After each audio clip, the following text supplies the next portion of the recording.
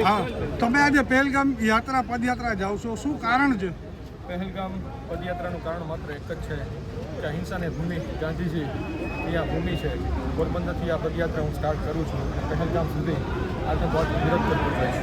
અને આ પહેલગામ પાછળ એની યાત્રાની પાછળનું કારણ માત્ર એક જ છે કે પહેલગામમાં જે લોકો શહીદ થયા છે એને હું ક્રાઉડ ફંડિંગ કરી મારા સમાજમાંથી અથવા તો દીગર સમાજમાંથી ક્રાઉડ ફંડિંગ કરી એમાં જે જરૂરિયાતમંદો છે એમને આપણે અર્પિત કરીશું. આતંકીઓનો ખાત્મો પણ બોલાવ્યો છે, સિંદૂર ઓપરેશન પણ થયું છે, શું કહેશો એના માટે? ચોક્કસપણે આતંકનો ખાત્મો થયો છે, થશે અને અવારનવાર સમયે ખાતો જ રહેશે. સરહદ ઉપર જ્યારે કોઈ આપણો સૈનિક ઊભો હોય છે ત્યારે કોઈ હિન્દુ કે કોઈ મુસલમાન નથી હોતો. એ લોકોને અમે અમારો સમાજ સેલ્યુટ કરીએ છીએ.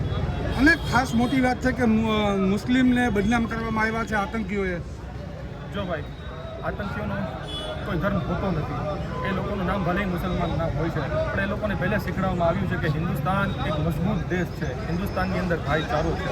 હિન્દુસ્તાનની અંદર મુસલમાન અને હિન્દુ લોકો ભાઈ ભાઈ બનીને રહે છે. એટલે એ લોકોનો એ જ એક્શન હતો કે હિન્દુસ્તાનની અંદર ગૃહ યુદ્ધ થઈ જાય અને હિન્દુ અને મુસલમાન અંદરો અંદર કપાઈને મરી જાય.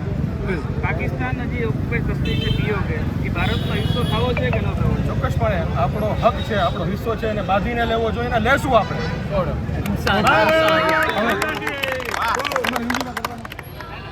હિન્દી